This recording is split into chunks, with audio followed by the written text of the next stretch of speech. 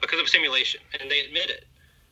So to these guys, a simulation is also valid evidence. If you went to court with these guys, they would actually use computer simulations as evidence, which is funny because the so-called evidence of climate change is also being ran through computer simulations in the next 100 years, which is not evidence of anything happening now. Right. But that's how they think. I mean, this is real because the computer said it was real. That's what they do. I know. It is so over the top. That's what they do. And they do. They play both sides of it. And all this does is create confusion, division, you know, and it's designed absolutely to do that, because they are not perfect in their fabrication. They never will be.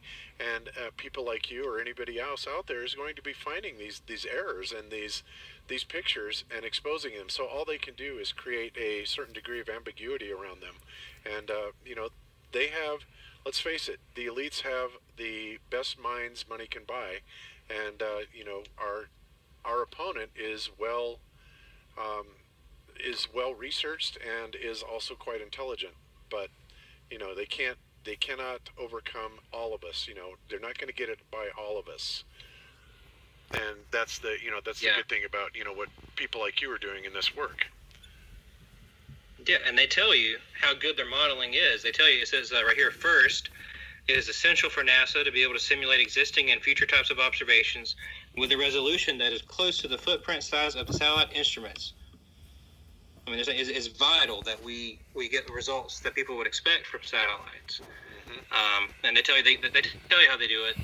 And yeah, look into global mesoscale modeling if you haven't looked into it.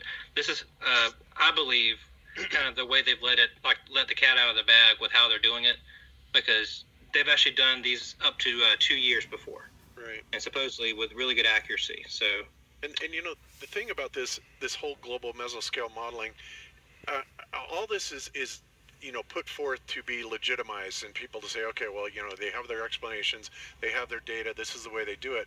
But, you know, what they're deterring people away from is the thought, the absolute knowledge that why can't they just take pictures?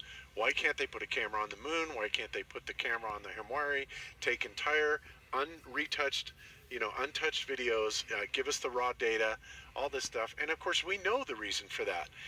And that is quite simply that because they're not in space, they don't have things a million miles away, the Earth isn't a ball for them to photograph in the first place, so they legitimize all this other stuff, you know, to make people believe that, oh yeah, that's legit, and they're giving us, you know, the best possible composites they can because it's the only way they can do it, which is utter ridiculousness.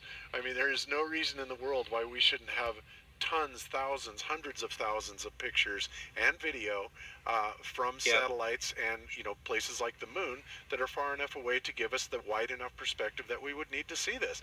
Everything else is just BS, and it's being legitimized. Yeah. And the same side of the moon supposedly is always facing Earth. You could literally go send a probe with a camera on it just to face Earth, and it would always face Earth, right? Right. Be done. That's all